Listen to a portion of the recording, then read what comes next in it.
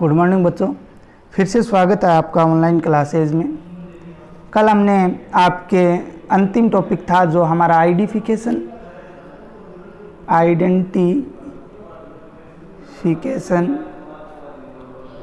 And isolation of desired जी, इसकी हम बात कर रहे थे। आज यह हमारा कंप्लीट हो जाएगा। इसके अंदर हमने जो रेस्ट्रिकेशन एंजाइम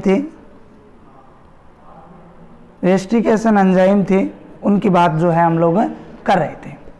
तो रेस्ट्रिकेशन एंजाइम के अंदर हमने बात कर ली थी, उसके नामकरण की बात कर ली थी, प्रकार की बात जो है वो कर ली थी। किसकी बात की थी? नामकरण की बात कर ली थी, प्रकार की बात कर ली थी। कुछ हमने जैसे इको R1, इको R2, इसी प्रकार एक हमने जो बात की थी HIN, हिन की बात की थी। ठीक है, तो इस प्रकार से कुछ हमने जो प्रतिबंधित एंडोन्यूक्लियस एंजाइम हैं उनकी भी बात कर ली थी। आज हम बात करने वाले हैं अन्य जो जीन अभियांत्रिकी में उपयोग लिए जाने वाले अन्य एंजाइम। किनकी बात करेंगे? अन्य एंजाइम्स की बात हम लोग करेंगे। आज के इस वीडियो में किसकी बात करेंगे? अन्य एंजाइम्स की बात हम लोग करेंगे कि अन्य एंजाइम्स जो हैं वो कौन कौन से होते हैं। तो देखिए, बात करते हैं इसकी। तो आपके 5 दिए हुए हैं, 5 की हम बात करेंगे। 1 नंबर पे जो दिया हुआ है वो है आपके आरएनए पर निर्भर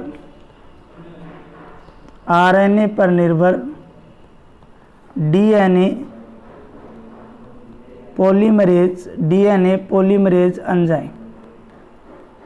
आरएनए पर निर्भर डीएनए पॉलीमरेज एंजाइम, ये हमारा पहला एंजाइम है। तो देखिए, ये एंजाइम जो होता है, कम कार्यों की बात करेंगे तो ये आरएनए टेम्पलेट पर, किस पर?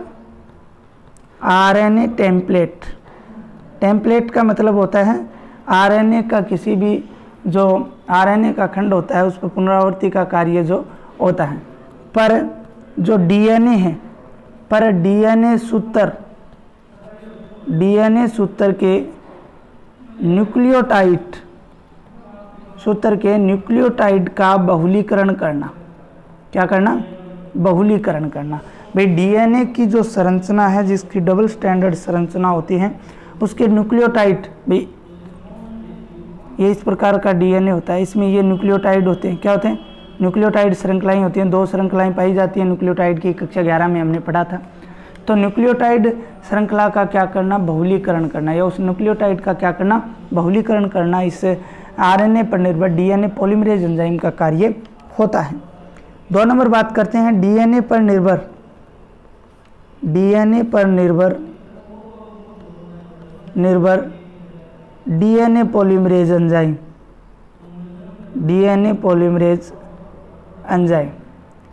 देखिए, ऊपर वाला आरएनए पर निर्भर था, ये डीएनए पर निर्भर डीएनए पॉलीमरेज एंजाइम होता है। तो यहाँ क्या होगा? डीएनए टेम्पलेट जो है वो डीएनए सूत्र के न्यूक्लियोटाइड का बहुलीकरण करेगा। कौन करेगा? DNA template. वहाँ पे आरएनए पर था तो आरएनए टेम्पलेट, ये आरएनए के जो 4 क्रम हैं उन पर, और यहाँ पे डीएनए के ही 4 अनुक्रम पर या उनके टेम्पलेट पर क्या होगा? डीएनए सूत्र के न्यूक्लियोटाइड का बहुलीकरण होता है। इसके बाद में हम बात करते हैं आगे 3 नंबर एंजाइम की जो इम्पोर्टेंट है,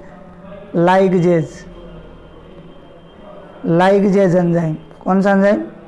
लाइगेज एंजाइम की हम लोग बात करते हैं।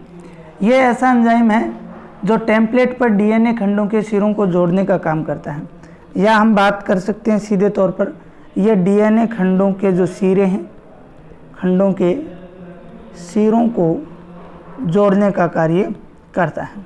लाइगेज एंजाइम क्या कार्य करता है? डीएनए खंडों के सिरों को जोड़ने का कार्य करता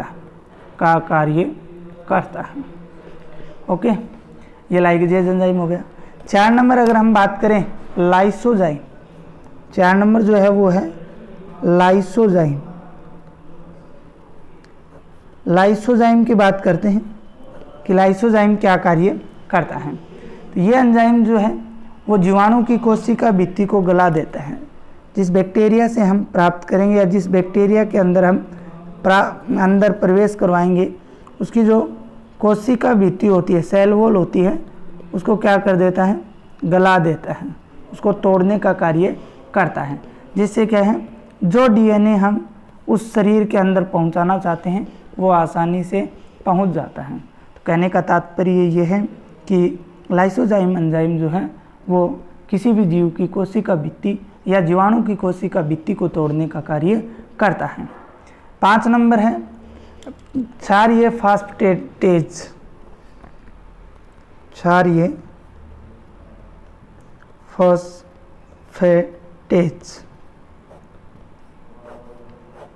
देखिए इसकी बात करते हैं।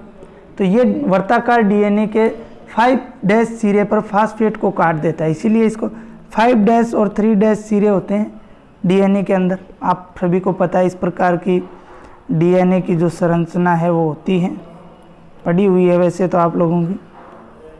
इस प्रकार की डीएनए की द्विकुंडलित संरचना होती है, एक तो 5', ठीक है ना, और इसका दूसरा सिरा 3', ये 3' और ये 5'। इस प्रकार की जो है डीएनए की संरचना जो है वो होती है। तो ये क्या करता है, क्षारीय फास्फेटेज, ये डीएनए के 5' सिरे पर फास्फेट को, यहाँ पे जो फास्फेट स्थित होते हैं उसको काटने का कार्य ये करता है। उसको क्या करता है, काटने का। किस पे, फास्फेट सिरे पे जो है 5' पे जो है उसके फास्फेट को काटने का कार्य करता है। ओके, इसके बाद अगर हम बात करें तो डीएनए को रेखाकार रखने में सहायता करता है। यहाँ से काटने को, फास्फेट को काटने का कार्य करता है। इसके अलावा डीएनए को रेखाकार रखने में सहायक होता है। रेखाकार का मतलब सीधा रखने में सहायक होता है। जैसे मैंने ये बनाया है, इस प्रकार से सीधा रखने में भी क्या होता है, ये सहायक होता है। आगे बात समझ में। इसके अलावा ये विजातीय डीएनए का इसमें निवेशन कराया जा सकता है। अब बात आती है कि विजातीय डीएनए क्या होता है, नया शब्द है विजातीय डीएनए। अरे वांछित डीएनए और जो अन्य डीएनए मिलाकर डीएनए बनाया जाता है, जिसको हमें किसी अन्य कोशिका के अंदर प्रवेश करवाना है, उसे क्या बोला जाता है, विजातीय डीएनए जो है वो बोला जाता है। यह एंजाइम डीएनए की वर्ताकार होने की प्रवृत्ति को रोकता है। इसकी यह वर्ताकार प्रवृत्ति है, इसको भी ये क्या है, रोकने का कार्य करता है, जबकि इसको रेखाकार बनाए रखता है। वर्ताकार की प्रवृत्ति को क्या करता है, रोकता है। यह था क्षारीय फास्फेटेज। इसके बाद में अगर हम बात करें तो ये आपके 5 अन्य एंजाइम, रेस्ट्रिकेशन एंजाइम तो थे ही थे, ये तो इम्पोर्टेंट थे, इनके बारे में तो हमने विस्तार से पढ़ लिया, ठीक है। और ये हमने अन्य एंजाइमों की बात की। यह आपका identification and isolation of desired gene complete हो चुका है। इसके बाद जो बात आएगी 2 नंबर मैंने आपको लिखवाया था, क्लोनिंग वाहक का चयन। 2 नंबर क्या है, क्लोनिंग वाहकों का चयन। क्लोनिंग वाहकों का चयन, ये हमने बात की थी क्लोनिंग वाहकों के चयनों की। तो अगर बात करें इंग्लिश में, अगर बात करें तो बोलते हैं इसे सिलेक्शन ऑफ क्लोनिंग वेक्टर्स, ठीक है, सिलेक्शन ऑफ क्लोनिंग वेक्टर्स। देखो हमने वांछित जीन की पहचान कर ली, उसका पृथक्करण कर लिया। अब क्लोनिंग वाहकों का चयन करेंगे जिनके माध्यम से हम उस जो हमने रिकॉम्बिनेंट डीएनए बनाया है उसको हम ट्रांसफ़र कर सकें। तो वांछित जीन को पृथक्करण करने के बाद में एक किसकी आवश्यकता होती है, वेक्टर की आवश्यकता होती है या वाहक की आवश्यकता होती है। किसकी आवश्यकता होती है, वाहक की आवश्यकता होती है, जो क्या करता है, वांछित जीन सहित प्रपोसी में प्रवेश कर जाता है। वाहक प्लस हम क्या करेंगे, इसको वाहक के साथ वांछित जीन जोड़ेंगे। जोड़ने के बाद जो ये वाहक क्या है, वांछित जीन के समेत जो प्रपोसी कोशिका होगी, प्रपोसी का मतलब है जिस कोशिका में हमें डीएनए प्रवेश करवाना है, उस कोशिका में प्रवेश कर जाता है और अपने ही डीएनए की पुनरावृत्ति कर सकता है। और साथ में जो डीएनए है उसकी ये पुनरावृत्ति को मतलब होता है उसको रिपीट करना, बार बार बनना, ठीक है। तो ये बात थी किसकी, वाहक की। तो प्यारे बच्चों, सबसे पहले तो हमने पृथक्करण पहचान कर ली, उसके बाद में हमें एक वाहक की आवश्यकता होती है। कई बार प्रश्न पूछा जाता है कि रिकॉम्बिनेंट डीएनए टेक्नोलॉजी के अंदर वाहक की आवश्यकता क्यों पड़ती है। तो प्यारे बच्चों, क्यों पड़ती है? क्योंकि जो वांछित जीन है उसको वाहक के साथ जोड़ने पर और बाद में उसे प्रपोषी कोशिका में आसानी से प्रवेश करवाया जा सकता है, जिसमें कौन काम आता है? वाहक काम आता है। तो वाहक के माध्यम से ये क्रिया होती है। इसके साथ ही डीएनए की पुनरावृत्ति जो है वो बनी रहती है। अब हम बात करते हैं वाहक, जो हम वेक्टर चुनते हैं, जो वाहक हमने चूज किया है उसकी क्या विशेषताएं होनी चाहिए। वाहक की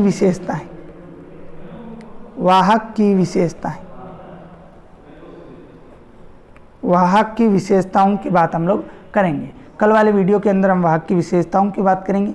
और इस चैप्टर के अंदर आपके तीन वाहक दे रखे हैं। एक तो प्लाज्मिड, कौन सा?